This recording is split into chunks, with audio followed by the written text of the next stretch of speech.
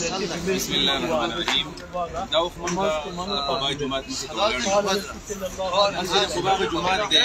محمد رسول الله صلى الله عليه وسلم مدینه منوره تراغه کله نبی علیہ الصلوۃ والسلام مدینه منوره تراغه نو دا هغه ځای چې نبی علیہ الصلوۃ والسلام دلته کې قیام کړی دی. نبی علیہ الصلوۃ والسلام لومبه تعمیر شوی جماعت همدا دی. زه په دې مختصر 2-3 منټ ویډیو کې یو د قبا د جماعت په حواله سره دا کوم روایت تاسو ته مخامخ په نظر راځي حدیث دې باره کې وضاحت کوم. دویم نمبر دې مختصر تاریخ او دریم نمبر په دې کې واقع دا بیانوم. د دې جماعت خصوصیت خدا دې چې دا د اسلام لومبه جماعت ته په حرم شریف پسې انه اول بیت وضع للناس للذي ببکه مبارکه چې هغه د حرم شریف جماعت دی هغه اول جوړ شوی دی. دا غي وروسته بیا چې کوم لومبه جماعت جوړ شوی دی نو د قبا جماعت دی.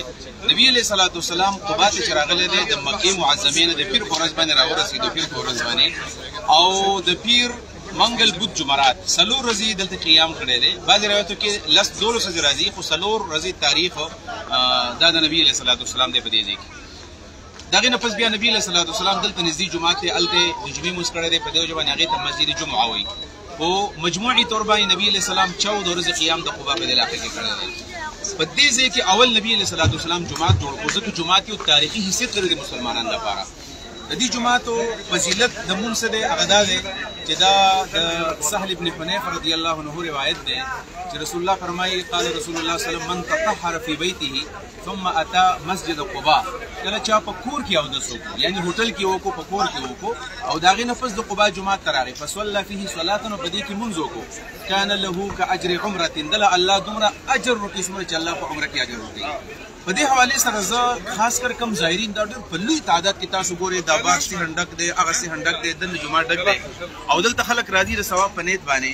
دلته به سړی مونږ څنګه کې داغي طریقه دا ده چې سړی کله د جمعه ته راتلل غواړي دا به په کور کې باندې سوي یعنی کور کې دی چونکې عام طور باندې بهر ملک نه خلک راځي نه کورونه نشته هغه په هوټل کې یا مطلب چا سره به کور کې اوسېږي شګو موږي کې اوسېږي په غزه کې بدوی او د سوکی او یا به غسل وکي ځکه تطهر کامل پاکي غسل تموي او د سم راغلي دي چې او د سوکی یا غسل وکي او بیا راشي د قباء جماعت ته او په دې کې 2 رکعات مونږ تحیت المسجد وکي. نبی علیہ الصلوۃ والسلام فرمایي الله رب العالمین اولاد عمره اجر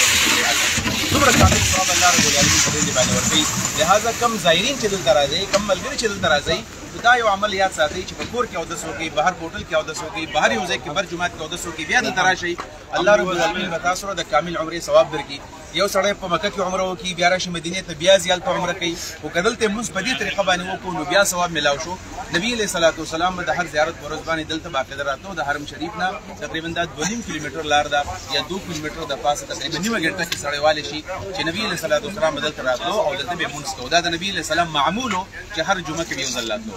دا ردی په باره کې شو. دویم نمبر د دې یو واقعه د مشهوره چې په دې جمعه کې امامو او هغه امام حضرت انس رضی الله عنه فرمایي بخاری مسلم کې د حدیث ته چې هغه د جمعه کې کله امام شو اب چې کله منځ کو په هر رکعت کې به سورۃ الفاتحه ویلا او بیا به داغه نفس پسې او سورۃ وایو بیا به نه حرکت کېدل لکه څنګه چې عام زمونږ منځونه دي بلکې فورا به وسره سورۃ الاخلاص وایو.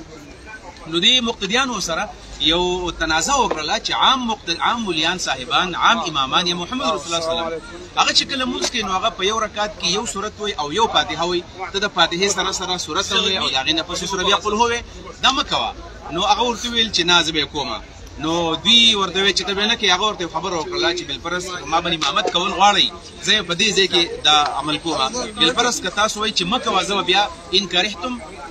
که تاسو نه خو نو طرف کوم زه تاسو پرېږدم بیا به د نظم نه ورتل چې نه خوش اوازم دی خوش اخلاقم دی پرهیزګارم دی لیکول نه غوښتل ویل چې نه موږ د نبی علیہ السلام نه تاسو نبی علیہ الصلوۃ والسلام نه لاړو ځکه دغه نږدې زین 2 کیلومتر کې او د جناب رسول الله صلی الله علیه وسلم نه تاسو کو د الله رسول د قباء د جمعه امام خدا عمل کوي په هر رکعت کې قل هم شریکي نبی علیہ الصلوۃ والسلام تاسو کو جدا عمل کول کې نغه ورته ویل د الله رسول زماره دي سورۃ سمینه د محبت مې ځکه بده کې د الله تعارف دی بده کې د الله پیژندلو دا د الله توحید دی بده کې بده کې د اولویت توحید هم دی بده کې د اسماء او صفات توحید دی بده کې بهترین توحید بیان شوی دی. رسول الله صلی الله علیه وسلم چې حبک ایاها ادخلک الجنه د دې صورت محبت بتا جنت ته داخلي. د جمعه ته په 50 قدم کې دغه ځای کې تقریبا د کوم طرف راځي ته په ماته نه لګي بهر تقدیر دې ځکه د ډيري اریس ته دغه مختصر ما ویډیو وکړه او مسله چې دا ده د حقوق نه لګي کسره چې ګيري اریس مختصر غونې ویډیو موږ جوړه کړه او چونکې ډېر رش د وجه ناظم نه پځې کې نیمګړي پاتې شوله ګيري اریس او تاریخي ست لري نبی صلی الله علیه وسلم د لعاب مبارک د وجه نه وي پدې کې فوګواله راغله دي کې ډېر واقعیات راغلي دي ګيري خاتم ورته ویل کېږي د نبی صلی الله علیه وسلم غسل ورکړل شوی د مرګ د پاره ورته دا یو شفا او بدی خو بدی بهر تقدیر دا وسو ټپ شوی دی ځکه لته کې د جمعه د توصیف په بنیاد باندې د دې جمعه تاریخي ست اقدار چې نبی علیہ السلام کله راغی مدینه ته نو په غار ثور کې نبی علیہ السلام درې شپې تیرې کړې وي په دې جمعه د مدینه خلکو ته پته لګېدلې و چې رسول الله صلی الله علیه وسلم روان دی نو د خلک بټول راتل حره یو ځای دی په دې ځکه به استقبال ته ولاړو چې نبی علیہ السلام راځي نن برازي یو ورځ رال ماسپخین پر انتظار یې وکړو واپس لاړل په سبا له باندې بیا راغله انتظار یې وکړو واپس لاړل په درې ورځ باندې بیا راغله چې واپس کله لاړل بیا په څلورم ورځ باندې هغوی نبی علیہ الصلوۃ والسلام چې په څلورم ورځ باندې هغوی راغله نبی علیہ الصلوۃ والسلام دغه د خلک واپس کور ته تللی دی یو یهودي راوچت شو په دې ځای کې آواز وکړو چې ستاسو هغه کوم ان جدکم قدمه ستاسو نیکه راغی دلته محمد رسول الله صلی الله علیه وسلم راغی او دا خلک د استقبال تاریخي وکړو او نبی علیہ الصلوۃ والسلام قبا ته راوستو قبا کې نبی علیہ الصلوۃ والسلام 4 ورځې تیرې کړلې د پیر منګل بود جمعرات او جمعې ورځ باندې بیا مسجد جمعه ته نبی علیہ الصلوۃ والسلام لاړو او د اسلام لومبۍ جمعه نبی علیہ الصلوۃ والسلام وکړله خو په دغه مسجد جمعه کې شوې ده دا د مختصر غونې تاریخ السلام علیکم Kabasa. Dan langsung. Acha palo sa unis.